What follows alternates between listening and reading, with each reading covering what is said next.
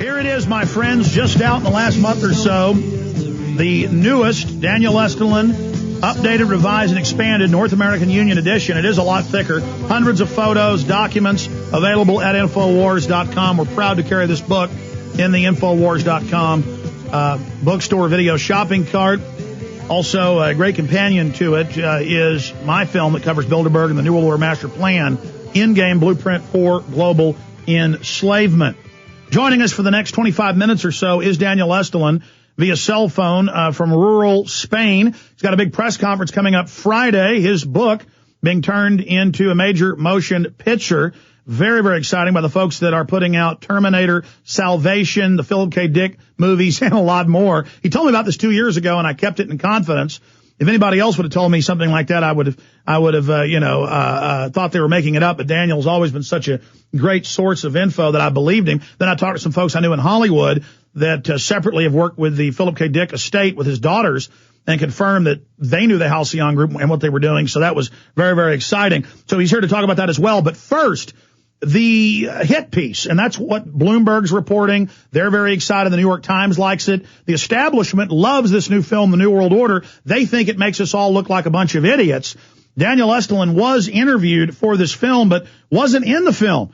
And I think he wasn't in the film because following him around for 2 years, they couldn't find anything to make him fit into their stereotypical conspiracy theorist box. They did find that following me around for 2 years, but in the end, it's just going to backfire on them. Daniel Estulin, great to have you here with us. Thanks for having me on the show, Alex. Well, absolutely. The people from the Seething Productions, again, it's not that they made us look like idiots. They make us look like crazies. And this is exactly what I was talking about a few days in one of the radio television shows from England. You know, I'm tired of seeing time and again how people who are fighting this thing and should know better actually, fall for this, same trick each and every time. Now, these people, Luke and whatever the other character's name, they followed me around for a year and a half while we were in the United States promoting my book, The True Story, The Bilderberg Group, from New York to Portland, I think to Eugene, and I can't remember if they went with us to California or not, but they certainly went from East Coast to the West Coast. And certainly they obviously didn't have anything, worthy of making me look like an idiot or crazy, so they decided to take it out. What doesn't make any sense, and again, these are the people with some very dark, sinister objectives, whatever they may be, but they certainly haven't done us any favors because, again, talking to the people who understand and who are part of the establishment, they're all basically saying, shaking their heads, this documentary, the Seething Productions New World Order, has taken us, not a couple of steps back, but way, way back in this fight because, again, you cannot wear toilet seat around your neck or G-string around your head while you scream the government did it from a corner of a major intersection in New York City and be taken seriously by anybody who's a normal Joe. And I think that's the objective. The objective is not to talk to each other, as so many people do on all these, chats and forums, but actually go out and try to convince normal 9-to-5 working people who go to work, who come home, who watch television, play golf on the weekends, play cards with friends, do barbecues, that the New World Order exists. And the only way to do this is not to wear toilet seats or G-strings, but actually make sense and not talk crazy. Well, absolutely. The issue here, the way Bloomberg and the LA Times and the New York Times are going after me on this is by association. And then I had Bilderberg security walk up to me in the bar the night before it closed in Chantilly, and they said, people pull fire alarms, they go to prison. They try to steal vases. And Rob Jacobson was my witness. He's with me. And we go, what are you talking about? Pull fire alarms. We go upstairs. The door closes. Right as I go on a radio show, the fire alarm goes off. Then I go downstairs, and the head of security walks up and says, I'm going to F you up, Jones. And all of this happens.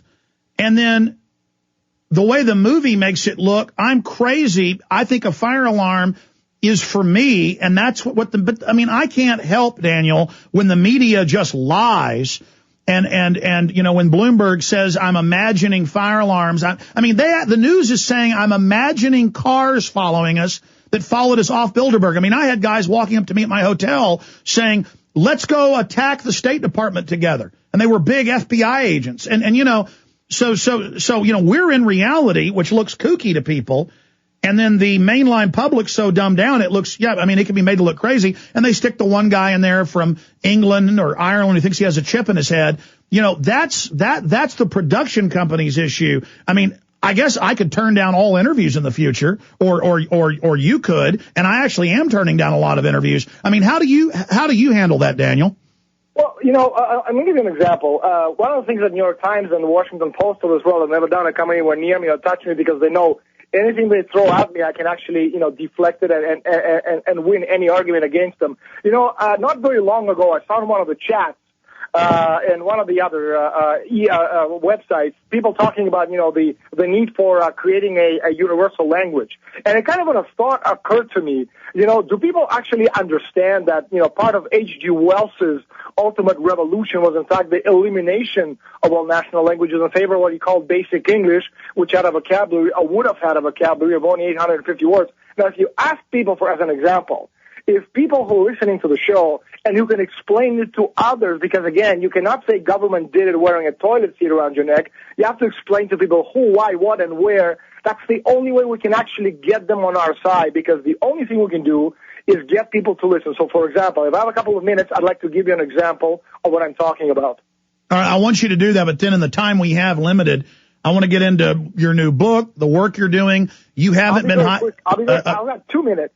Yeah, go ahead. Now, as you know, we talked about this before. What's today's called the Bilderberg Group, about 600-700 years ago, had another name. It was called the Venetian Black Nobility. Now, these people who are today the Bilderbergers, they know that ideas are a more powerful weapon than guns, than fleets, and bombs. Now, in order to secure acceptance for their imperial ideas, the Venetian nobility seeks to control the way people think. We know that.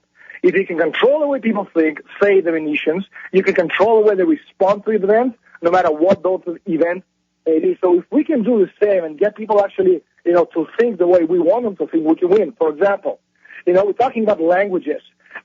In the early part of the 1200s, Italian language didn't exist. It was born with a man by the name of Dante Alighieri, who was of course, the writer, the great genius behind the Divine Comedy, who refined the canto form of poetry. Now, his follower, Francesco Petrarca, sought to advance the language further with the invention of a sonnet. And Petrarca's friend Boccaccio invented this thing called the Decameron. Now, Decameron was written in order to prevent the Italian society from sinking into cultural pessimism and dying out during the Black Death of the 1340s. You see, that's how the Italian language was born.